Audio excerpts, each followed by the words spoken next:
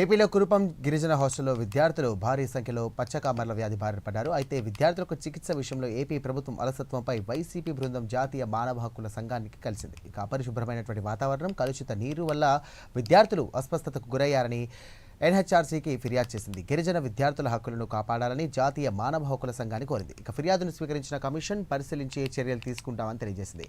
ఈ కార్యక్రమంలో ఎంపీలు గురుమూర్తి, తనుజారాణి, మాజీ డిప్యూటీ సీఎంలు పుష్ప శ్రీవాణి, రాజన్న దొర తదితరులు పాల్గొన్నారు.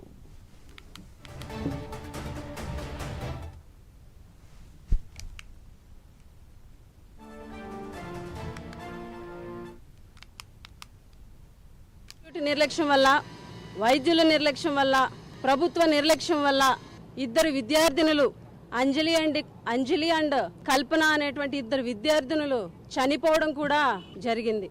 ఏదైతే గవర్నమెంట్ ఈ రోజుటికి కూడా ఖచ్చితంగా ఇద్దరి మరణం ప్రభుత్వ నిర్లక్ష్యమని, అలాగే ఇంతమంది ఎఫెక్ట్ అవడానికి కారణం ప్రభుత్వ నిర్లక్ష్యమని ఈ రోజుటికి కూడా మేము చాలా గట్టిగా చెప్తున్నాం. ఎందుకనంటే అంజలి అనే అమ్మాయికి ఇన్స్టిట్యూట్ లోనే ఎఫెక్ట్ అయినప్పటికీ కూడా కనీసం హాస్పిటల్కి తీసుకెళ్లకుండా, ఆ అమ్మాయికి వైద్యం అందించకుండా, హాలిడేస్ వచ్చినప్పుడు పేరెంట్స్ కి అప్పచెప్పి చేతులు దులుపుకున్నటువంటి ప్రభుత్వం. గవర్నమెంట్ నిర్లక్ష్యం వల్ల సరైన వైద్యం అందక ఇంకొక పాప చనిపోయింది.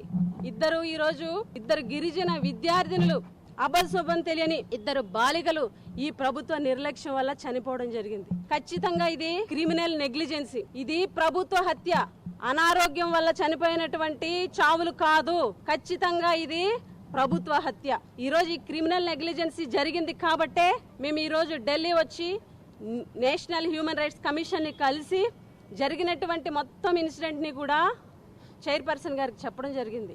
కురుపంలోని గురుకుల పాఠశాలలోని 150 మంది ఎస్టీ బాలికలు ఎవరైతే హెపటైటిస్ ఏ ఇన్ఫెక్షన్తో బాధపడుతూ జాండీస్తో బాధపడుతున్నారో వాళ్ళ గురించి ఈరోజు నేషనల్ హ్యూమన్ రైట్స్ కమిషన్కి ఫిర్యాదు చేద్దామని చెప్పి ట్రైబల్ లీడర్స్, మాజీ డిప్యూటీ సీఎం గారు, ట్రైబల్ మినిస్టర్ గారు, అలానే మాజీ ఎమ్మెల్యే గారు, మాజీ ఎంపీలు, అరకు ఎమ్మెల్యే గారు కలిసి ఇక్కడికి రావడం జరిగింది.